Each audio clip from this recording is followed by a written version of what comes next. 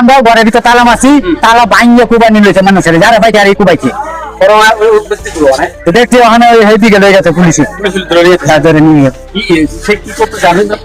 না আমরাও বাড়াডি। তারপরে গলার মধ্যে ছুরি দিয়ে আঘাত করছে, এখন মেবি মারা গেছে, অনেকে বলতেছে মারা গেছে। বাচ্চার বয়স ওই যে ওদের মতো 4-5 বছর এরকম। নিজের আপন কাকা মারছে, আস্তিরে মারছে, ভাইয়ের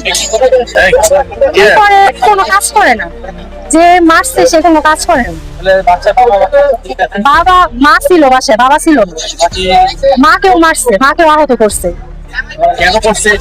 আমরা সেটা বলতে পারি, আমরা এতটুকু জানি। ওর বাইরে ওর ভাই বোনে ওর বাতিজিরে কুবাকুবি করতেছে, তারপরে আমার মায়ের লাঞ্চে আসতে বাসায় ওই যে শুয়ে রয়েছে, কুবাকুবি শব্দ শুনে বাইরে বাড়িয়েছে, বাইরে দেখ বলেছে কি হয়েছে। ওই মুহূর্তে আমার মায়ের হাতে এই যে খুব দিছে, এদিকে 4 আঙ্গুলের জায়গায় কেটে লাইছি।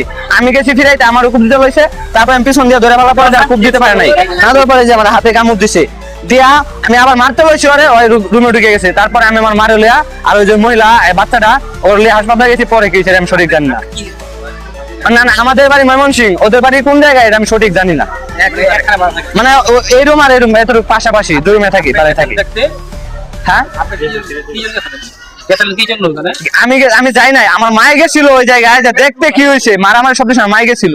তারপর আমি দেখছি আমার মারে খুব দিছে, তারপর আমার মারে খুব দিছে, আমি গেছে দাঁড়া থাকবো, আমার জীবন দিয়ে আমার মারে আমি বাঁচামো। ওই জায়গায় আমি আমার মারে ফিরাইতে গিয়া আমি দর্শি ধরার পথে ওই যে আমার এই জায়গায় কামড় দিছি, এই জায়গায় ঢাকা হাসপাতালে যাবে বলছে, এই যে জায়গায় 4 আঙ্গুল এই যে রগ কেটে গেছে।